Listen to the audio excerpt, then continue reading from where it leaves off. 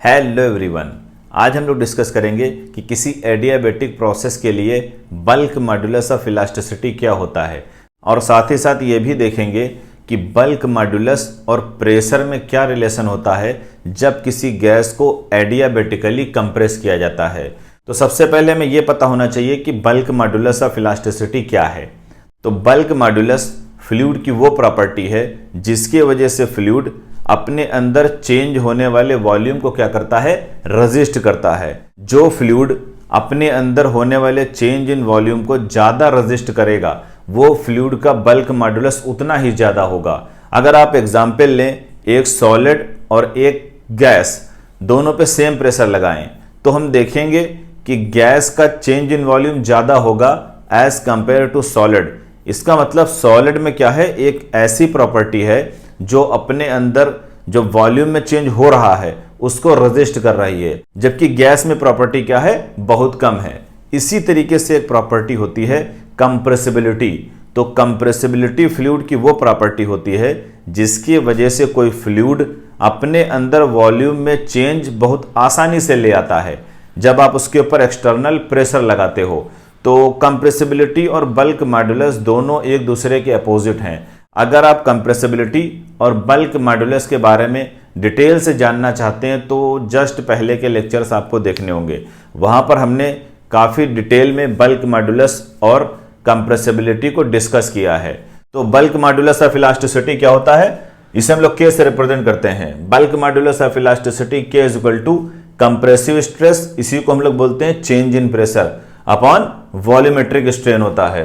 तो के is equal to क्या हो जाएगा, चेंज इन प्रेशर को हम लोग डेल्टा पी लिखते हैं। चेंज इन प्रेशर जो हम लोगों ने क्या किया है, उस पार्टिकुलर फ्लूइड पे, यहां पर गैस है तो जो इस गैस पे अप्लाई किया है तो डेल्टा पी हो गया। वॉल्यूमेट्रिक स्ट्रेन को क्या लिखते हैं, एप्सिलॉन बी। तो वॉल्यूमेट्रिक स्ट्रेन है क्या, यहां देख लेते हैं। वॉल्यूमेट्रिक स्ट्रेन एप्सिलॉन बी होता है change in volume upon original volume. तो हम लोग क्या करते हैं, जब बल्क मॉड्यूलस ऑफ इलास्टिसिटी पढ़ते हैं तो वहां पर हम लोग क्या करते हैं, चेंज इन वॉल्यूम को निगेटिव लेते हैं, क्योंकि जब हम फ्लूइड को कंप्रेस करते हैं तो हमेशा उसका वॉल्यूम क्या करता है, डिक्रीज करता है। इसी वजह से हम लोग क्या करते हैं, चेंज इन वॉल्यूम को निगेटिव ले लेते हैं। तो देखते हैं कि बल्क मॉड्यूलस का एक जनरल रिलेशन क्या हो जाएगा, delta P upon minus delta V upon V. तो ये क्या है, ये एक इसका जनरल रिलेशन है। Bulk modulus of elasticity is equal to delta P upon minus delta we by V. Equation 1 दे दें। अब नेक्स्ट देखते हैं कि बल्क मॉड्यूलस ऑफ इलास्टिसिटी और प्रेशर में क्या रिलेशन होगा। तो उससे पहले हम लोग ये देखते हैं कि एडियाबेटिक प्रोसेस क्या होती है। तो नेक्स्ट देखते हैं एडियाबेटिक प्रोसेस। एडियाबेटिक कंप्रेशन कह लीजिए या एडियाबेटिक सिंपल प्रोसेस कह लीजिए। तो एडियाबेटिक प्रोसेस वो प्रोसेस होती है जिसमें हम हीट को ट्रांसफर नहीं होने देते हैं, यानी हम लोग प्रोसेस इस तरीके से कराते हैं कि प्रोसेस होने के दौरान कोई हीट ना तो सिस्टम से सराउंडिंग में जाती है और ना ही सराउंडिंग से सिस्टम में जाती है। हम लोग क्या करते हैं, एडियाबेटिक कंप्रेशन को एक जनरल एग्जांपल से विजुअलाइज करते हैं कि हम लोग इसे एक्चुअल लाइफ में कैसे कर सकते हैं। वैसे परफेक्टली एडियाबेटिक कंप्रेशन कर पाना इम्पॉसिबल है, बट कुछ प्रोसेस अगर जो कुछ कंडीशन के साथ की जाए तो उसे क्या बोलते हैं, हम लोग एडियाबेटिक कंप्रेशन बोल देते हैं। अब किस तरीके से करना है ये हम देखते हैं। तो मान लीजिए कि हमारे पास एक पिस्टन सिलेंडर अरेंजमेंट है, ये सिलेंडर है और ये पिस्टन है। पिस्टन फ्री है मूव करने के लिए, इसमें गैस भरी हुई है, उसका इनिशियल वॉल्यूम V है। अब हमें क्या करना है, इसको कंप्रेस करना है। कंप्रेस इस तरीके से करना है कि हीट ट्रांसफर ना हो। एक तरीका तो यह है कि इसको इंसुलेट कर दीजिए, इंसुलेट कर देंगे तो हीट ट्रांसफर नहीं होगी। फिर भी जब आप इंसुलेट करेंगे तो कोई भी इंसुलेशन परफेक्ट इंसुलेशन नहीं होता है। अब हम लोग क्या करें, यहां पर जो हम लोग प्रेशर लगाएं, मतलब जो इसको कंप्रेस करें, वो कंप्रेशन इतना फास्ट करें कि हीट ट्रांसफर का टाइम ही ना मिले। मान लीजिए आपके पास 10 kg का मास है, 10 kg का मास क्या करिए, एकदम से उठा करके इसके ऊपर पटक दीजिए। जैसे 10 kg का मास करेंगे तो ये पिस्टन क्या करेगा, एक सडन फ्रैक्शन ऑफ सेकंड में यहां पर आ जाएगा और ये गैस क्या करेगी, हाईली कंप्रेस हो जाएगी। अब हाईली कंप्रेस हो जाएगी तो ये कंप्रेशन प्रोसेस इतनी फास्ट होगी कि इसमें से हीट ट्रांसफर का मौका ही नहीं मिल पाएगा, ये हीट ट्रांसफर का टाइम ही नहीं मिल पाएगा। तो जब हम लोग प्रोसेस को बहुत फास्ट मैनर में करते हैं तो उस प्रोसेस को हम लोग बोल देते हैं एडियाबेटिक प्रोसेस। और एडियाबेटिक प्रोसेस में gas PV to the power gamma is equal to constant law को फॉलो करती है। तो ये गामा क्या है? गामा कहलाता है स्पेसिफिक हीट रेशियो।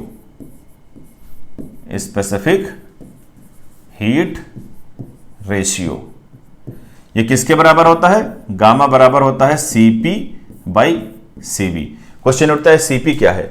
Cp है specific heat at constant pressure और Cv है specific heat at constant volume. तो स्पेसिफिक हीट भी देख लेते हैं क्या होती है। स्पेसिफिक हीट होती है किसी यूनिट मास का टेम्परेचर यूनिट डिग्री सेल्सियस बढ़ाने के लिए जो हीट रिक्वायर्ड होती है उसे बोलते हैं स्पेसिफिक हीट।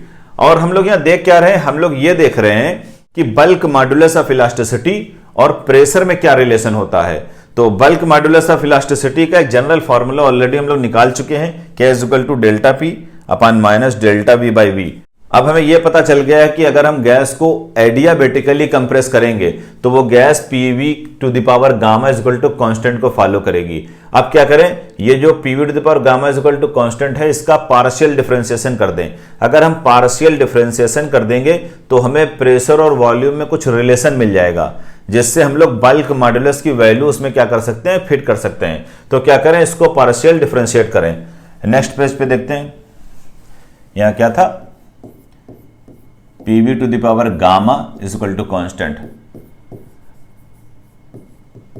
पार्शियल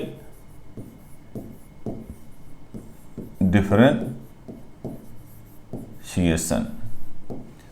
तो दो यहां पर टर्म है। जब भी दो टर्म का हम लोग डिफरेंशिएशन करते हैं तो यहां देख लीजिए फार्मूला क्या होता है? D by D X U V. इसको हम लोग कैसे लिखते हैं? फर्स्ट इंटू सेकेंड का differentiation plus second into D U by D X. तो पहले फर्स्ट वैसे लिख देते हैं, फिर सेकेंड वाले का डिफरेंशिएशन करते हैं, फिर प्लस लिखते हैं और सेकेंड वैसे लिख देते हैं और फर्स्ट वाले का डिफरेंशिएशन करते हैं। तो यहां वही करते हैं। तो P पहले ऐसे ही लिखा रहने दे। तो V to the power gamma का क्या होगा? डिफरेंशिएशन होगा। तो गामा पहले आ जाएगा और V की पावर गामा माइनस 1 हो जाएगा इंटू डी हो जाएगा। ये हमने कैसे किया है? सिंपल डिफरेंशिएशन किया है। D by D X X to the power N, N पहले आ जाता है और X to the power N minus 1 हो जाता है। यहां पर वही चीज हमने की है। तो फिर क्या हो जाएगा? प्लस, तो सेकेंड वाला टर्म ऐसे लिखा रहने दे, v to the power gamma, तो यह क्या हो जाएगा? डीपी। ये कांस्टेंट है, कांस्टेंट का डिफरेंशिएशन 0 होता है। तो ये वाला टर्म उधर लेके चले जाए तो क्या हो जाएगा? P into gamma into V to the power gamma minus 1 into D V is equal to minus V to the power gamma into D P. तो ये v वाला टर्म इधर लेके चले जाए तो क्या हो जाएगा? P इंटू गामा, और ये वाला v वाला टर्म क्या करेगा? इसके नीचे चला जाएगा तो यहाँ dv बचेगा।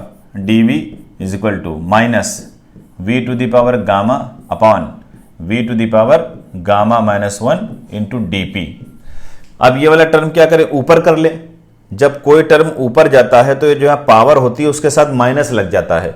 तो यहां क्या हो जाएगा? P into gamma D V is equal to minus V to the power gamma into, तो ये जब ये ऊपर यहां माइनस जाएगा, ऊपर माइनस लगेगा तो 1 माइनस गामा हो जाएगा ये। तो 1 माइनस गामा इंटू क्या बच रहा है? डीपी बच रहा है। यहां देख ले ये बेस बराबर है तो पावर क्या होंगी? ऐड हो जाएंगे। तो हम लोग इसको क्या लिख सकते हैं? P gamma D V is equal to minus V to the power gamma plus 1 minus gamma into D P. तो ये गामा गामा कैंसिल हो जाएगा इस तरीके से।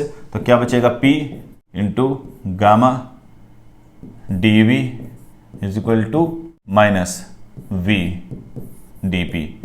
ये टर्म बचेगा। तो हम लोग क्या करें?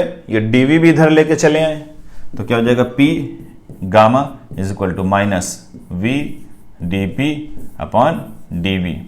ये v वाला भी इसके नीचे लेके चले आए तो क्या हो जाएगा? P into gamma is equal to minus D P upon D V, और ये v वाला क्या करेगा? ये नीचे आ जाएगा तो ये v हो जाएगा। तो ये वाला माइनस क्या करें? नीचे ले आए।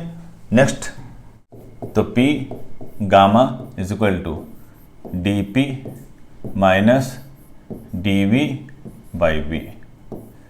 तो इसको कंपेयर अगर जो हम करें जो हम लोगों ने प्रीवियस इक्वेशन कैलकुलेट की है। यहां पर कौन सी इक्वेशन? जो हम लोगों ने जनरल इक्वेशन कैलकुलेट की थी बल्क मॉड्यूलस ऑफ इलास्टिसिटी की, तो वो K is equal to delta p upon minus delta we by v i थी। हमने बताया ना कि आप डेल्टा पी लिखिए या डीपी लिखिए, सेम थिंग है। ये भी चेंज के लिए यूज होता है और डीपी भी चेंज के लिए यूज होता है। ये थोड़ा ज्यादा चेंज जब होता है तब हम लोग डेल्टा पी लिखते हैं और इस्तेमाल के लिए डीपी यूज करते हैं। तो यहां क्या करें, वैल्यू पुट कर दें। अगर ये देखें हम लोग ध्यान से तो हमें क्या दिखेगा, ये वाला टर्म में क्या दिखेगा, bulk modulus of elasticity K दिखेगा फ्रॉम इक्वेशन 1। तो इसकी जगह पर क्या लिख दें, K लिख दें। तो P into gamma is equal to K हो जाएगा। यहां K क्या है, बल्क मॉड्यूलस ऑफ इलास्टिसिटी। हम लोग क्या कर रहे हैं, एडियाबेटिक प्रोसेस करा रहे हैं। तो जो बल्क मॉड्यूलस होगा उसके साथ हम लोग क्या करते हैं, Ka लिख देते हैं। Ka का मतलब होता है bulk modulus of elasticity during adiabatic compression. तो K इज इक्वल टू क्या हो जाएगा, गामा इंटू पी हो जाएगा। तो ये एक हमें रिलेशन देखने को मिलेगा, किसके बीच, बल्क मॉड्यूलस ऑफ इलास्टिसिटी और प्रेशर के बीच। हमें पता चला कि अगर हम लोग गैसेस को क्या करते हैं, एडियाबेटिकली कंप्रेस करते हैं, तो हमारा बल्क मॉड्यूलस ऑफ इलास्टिसिटी जो होता है वो प्रेशर का गामा टाइम्स होता है। तो यहां हमारा लेक्चर कंप्लीट हुआ। नेक्स्ट लेक्चर में मिलते हैं। Thanks for watching.